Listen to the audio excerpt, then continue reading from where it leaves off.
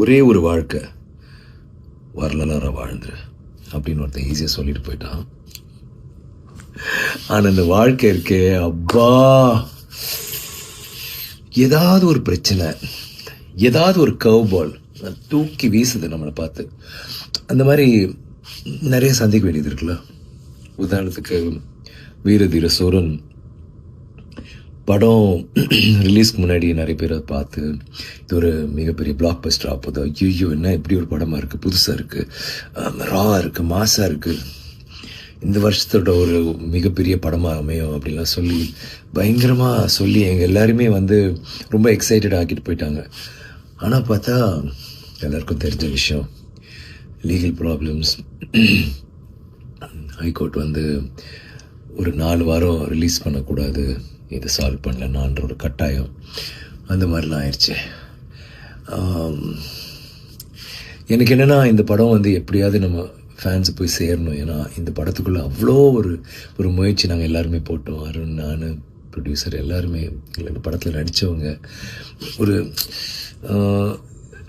ரொம்ப நாள் பேர் எனக்கு என் ஃபேன்ஸுக்காக ஒன்று பண்ணணும், ராவாக ரஸ்டிக்காக ஆனால் மாசாக இருக்கணும், ரொம்ப ரியலாக இருக்கணும், ஒரு புதுசாக ஒன்று ட்ரை பண்ணலாமே, ட்ரை பண்ணிட்டு தான் இது பண்ணோம். ஸோ அது வராத பட்சத்தில் ரொம்ப கஷ்டமாக இருந்துச்சு. அப்புறம் நான் யோசித்தேன், இது ஏதாவது ஒன்று பண்ணணும், நம்ம சினிமாவுக்காக நம்ம எது வேணாலும் பண்ண தயார், எல்லாருக்கும் தெரியும், இதெல்லாம் ஒரு மேட்ரான்னு சொல்லிட்டு என்னால் என்ன பண்ண முடிஞ்சதோ பண்ணி படம் வெளியில் வந்துச்சு. ஒரு படம் அந்த முதல் ஷோ கேன்சல் இல்லை 2வது ஷோ, முதல் ஷோ கேன்சல்னாலே அது அவ்வளோதான், அதுக்கப்புறம் எந்திரிக்காது. ஆனால் எங்கள் படத்துக்கு 2 ஷோ கேன்சல் ஆகி சாயந்தரம் தான் வந்துச்சு. அந்த ஃபஸ்ட் டே ட்ரான்னு ஒன்று இருக்குல்ல, அது கண்டிப்பாக பாதிக்கப்பட்டுச்சு.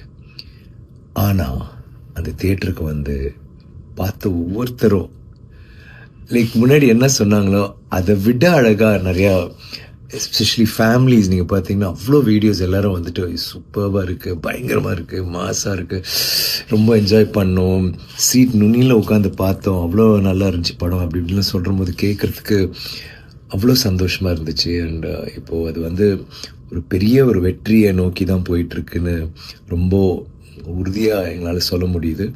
அதை நினச்சி பார்க்கும்போது எனக்கு நன்றி மட்டும்தான் எனக்கு உள்ளே தோணுது. உங்களுக்கு நன்றி சொல்லணும். இந்த படம் உங்களுக்காக பண்ண படம். இது